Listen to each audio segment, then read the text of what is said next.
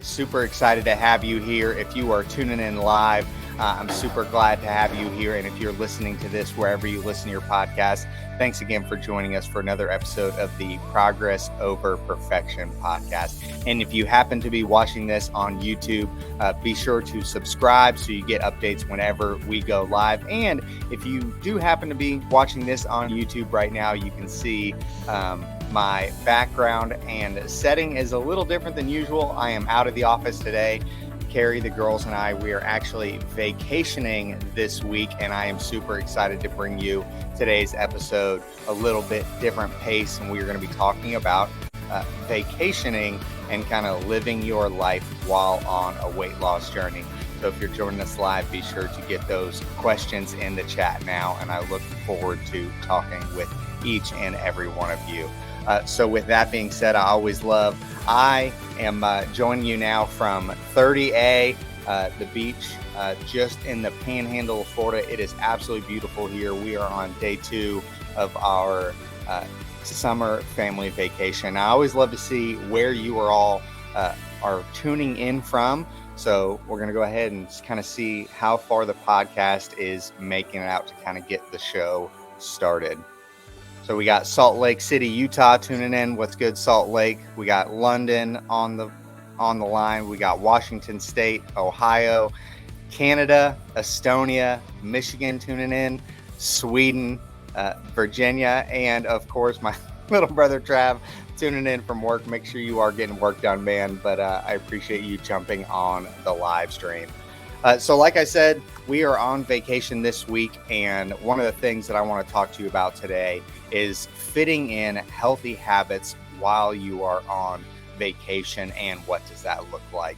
So one of the things to think about is, at the end of the day, if you are looking to lose weight and you are on a weight loss journey, one of the first things that needs to take place is you do need to make that mindset shift from losing weight to kind of see a lower number on the scale, or losing weight so that when you go on vacation, you can be at that number. You need to make the shift from doing it only to see weight loss to actually making those lifestyle changes. So with that being said, one of the things that I always advocate for, and this is for any of my coaching clients or anybody that I'm working with, is we have to look and see what kind of habits we can carry over even while you're on vacation, because that's how you're going to build habits that you maintain, or things that you're doing all of the time, right? Like if you are only doing them up until the point that you start your vacation, and then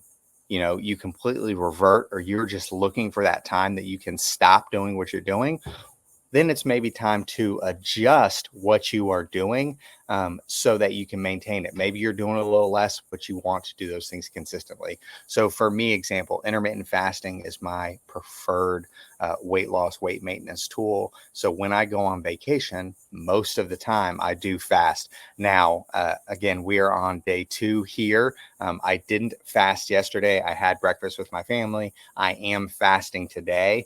And because I have made kind of those lifestyle adjustments, those are things that I carry on vacation.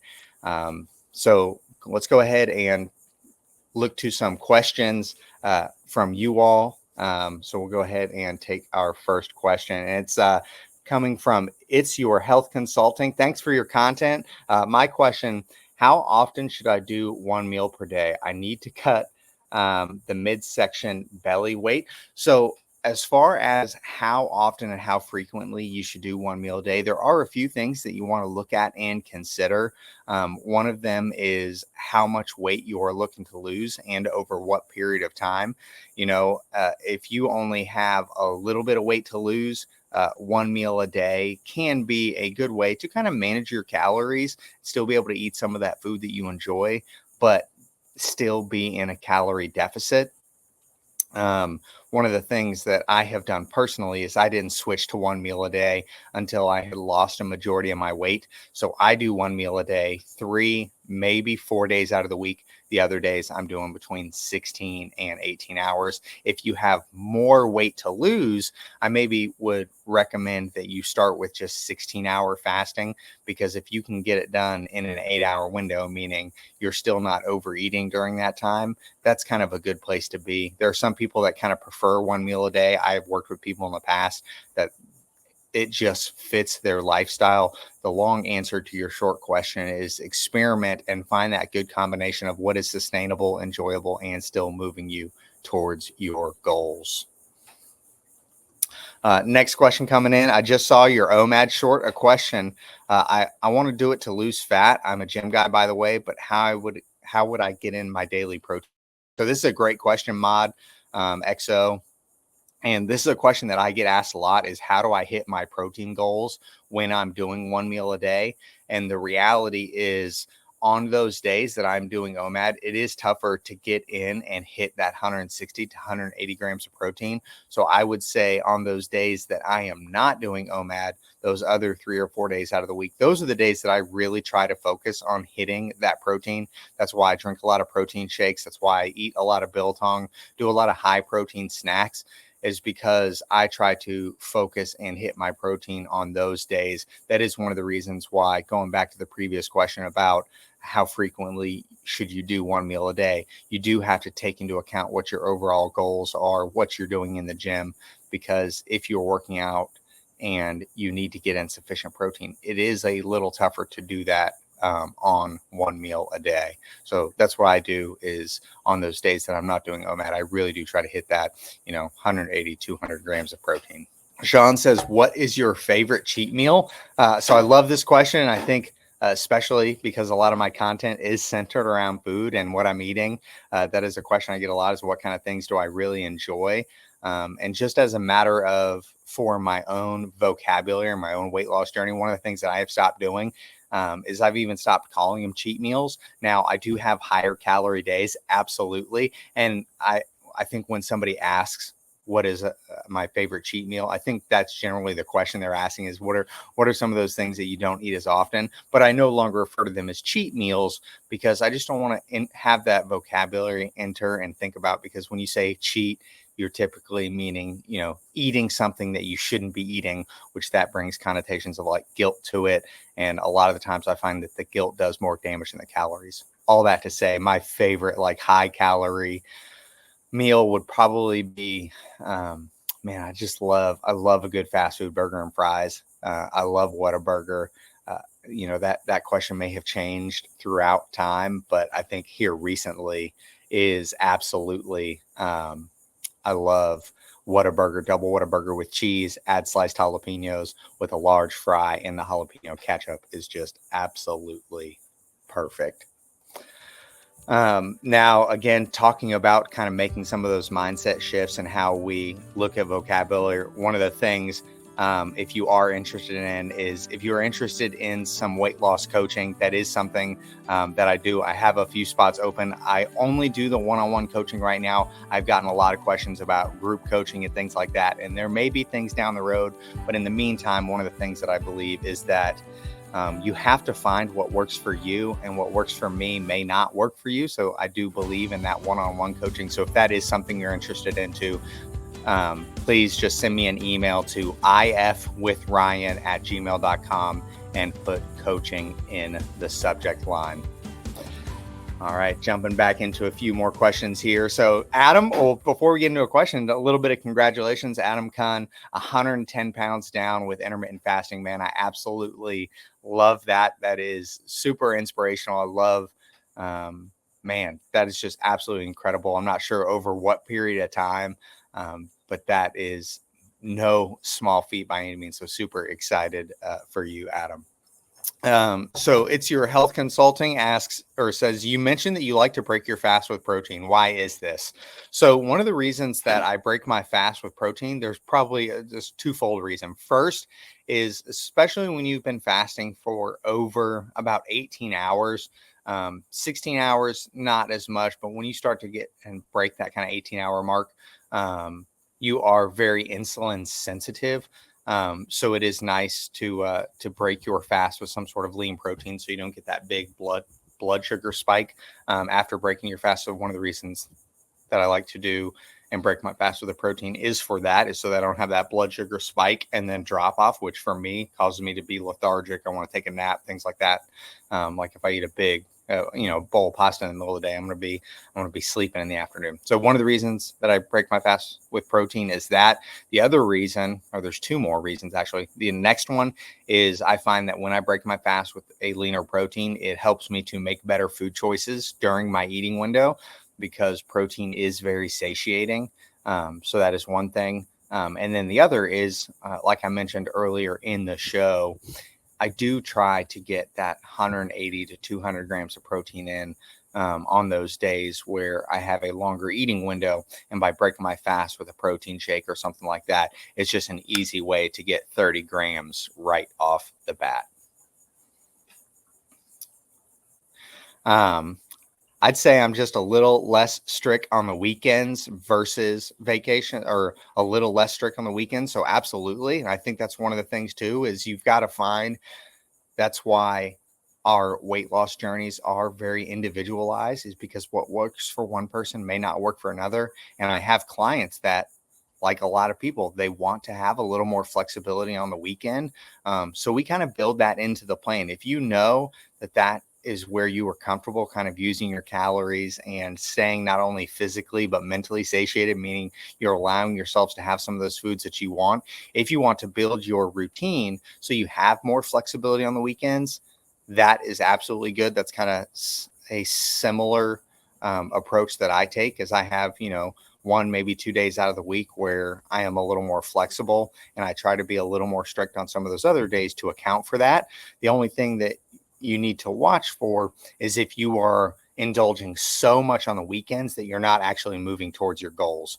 Meaning if every weekend you're eating more and then you are slowly gaining weight, well, then at some point, okay, maybe we need to make an adjustment. And maybe the adjustment is we're being too strict Monday through Thursday, which is causing us to overeat Friday, Saturday, Sunday, because we were so restrictive.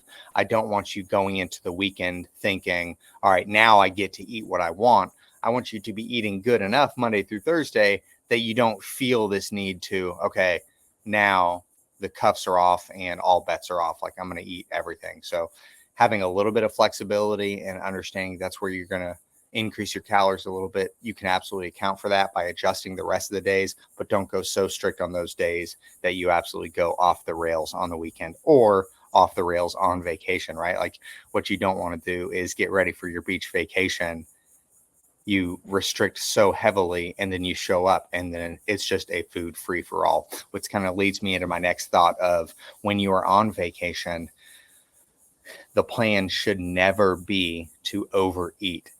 If you are somebody that struggles with overeating and food, I would challenge you to think back to a time where you overate in excess. And at the end of that, thought, man, I'm really glad that I did that. That was really good. I think most of the time that is never the case. I've never had a time where I overate or, ate like a complete glutton on vacation. And then following that was like, you know what, I'm glad I did that.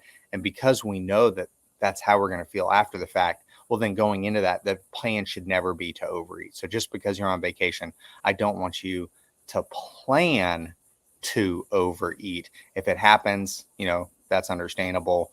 But that should never be the plan going in. So a question coming in, where are you at? So we are in 30A. It's close to Panama City Beach, Destin, those Gulf Coast, typically spring break locations in the Panhandle. It is absolutely beautiful here. We vacationed with the girls here about 2 years ago in Destin. So we're back now in 30A, and we're actually staying at a beautiful Airbnb. It's actually the Blue Crab House. Go ahead. There's a QR code if you want to check it out. The place that we are staying is absolutely beautiful. You can check it out at 30acrab.com. And I can't tell you, Carrie and I are so excited to be staying. We're going to be making a bunch of content this week, and we'll be posting it kind of when we get back. I'm posting just reruns and stuff this week as we enjoy vacation with the family. But we're staying in a beautiful Airbnb. You can see, like, this is the view. This is the view from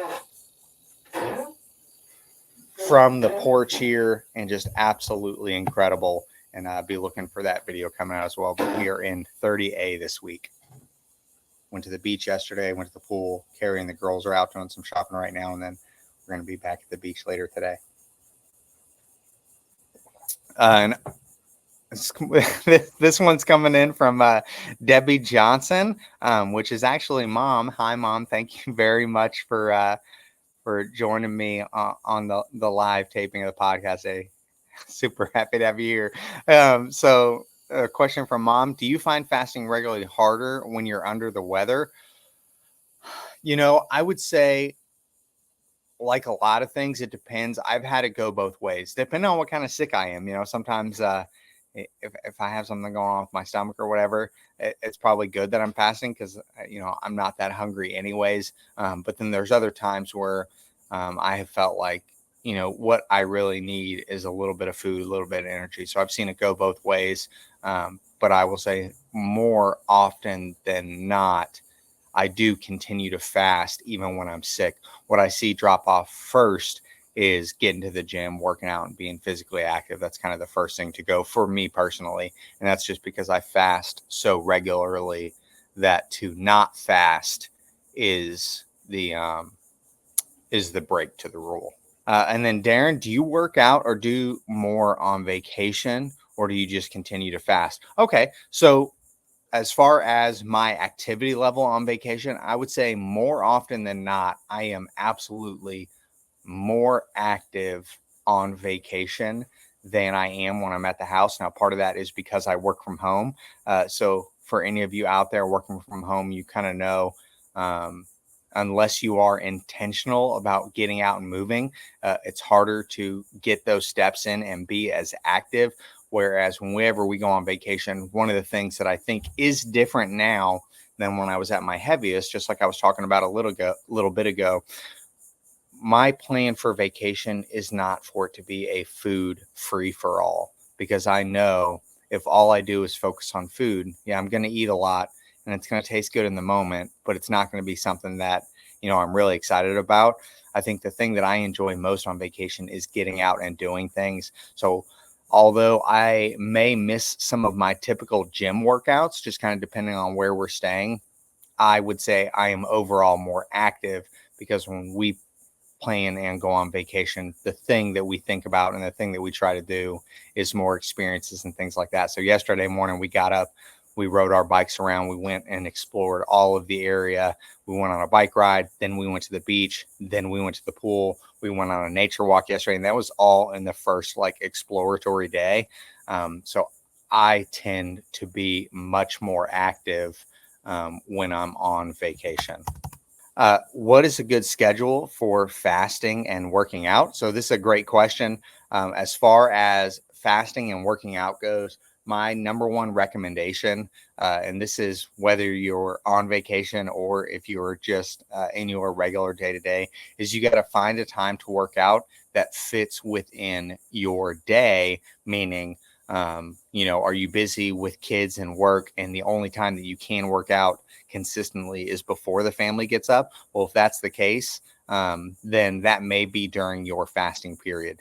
Now, I think one of the things that we get caught up in is looking for the ideal way to lift weights or to exercise while fasting, which, depending on what kind of exercise you're doing, that can be during your feeding window. But if it doesn't make sense for your schedule, my recommendation is you work out when it fits into your schedule, whether that be during the fasting time or not. I think it's most important to find what works for you and your schedule.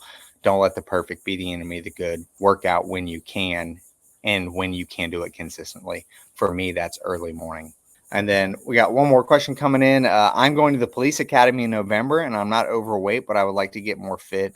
Is fasting a good way to help stay fit? Go Knights. So Bassin for life had that question come in, and Go Knights, charge on. I think for the first time in a while. I'm not wearing my UCF hat. I got my Florida hat on, but go Knights. So as far as is fasting a good way to help stay fit? So fasting is a great tool to help manage your calorie intake. At the end of the day, intermittent fasting does have a lot of benefits. There are a lot of cognitive benefits from fasting. There's a lot of gut health things that come from kind of resetting and giving your digestive system kind of a break from that continual eating. So there are a lot of health benefits associated with intermittent fasting. But one of its strongest tools is a way for you to help lose and maintain your weight. As far as whether or not it's the right fit for you, Basson, I would say give it a try. Start with 16 hours, do that for a few weeks and see how you feel. One of the added benefits that I like about fasting is it brings some fitness to your food, which is nice. You want to intuitively, and by fasting, you get to learn about your own hunger signals and cues and what it means to eat until you're satiated. So I would say give it a try. There are a lot of people, a lot of elite athletes, CrossFitters that do 16/8 fasting. So it's not going to be detrimental, that's for sure. But like with everything, I would say give it a try, see if it works for you. Fast 16 hours, don't make it more complicated than it needs to be. Because at the end of the day, the real thing that we need to do to lose weight and maintain it for a long time is to just make it simple. Make it simple, because when it is, then you can do it consistently. And at the end of the day, consistency is what we're after. So with that being said, thank you very much for joining me on this special edition of the podcast. Glad to be joining you from 30A. If you have enjoyed this, be sure to like, comment, subscribe if you're watching on the YouTube channel, or follow along wherever you listen to your podcast. And if you're listening to this on Apple or Spotify, please do us a favor and leave us a rating. I'm not even going to ask you to make it a good rating. Leave your rating. I want to hear your feedback. Thank you so much for joining us today. And remember, we're not looking to lose weight fast. We're looking to lose weight forever. Thanks again, and I will catch you in the next episode.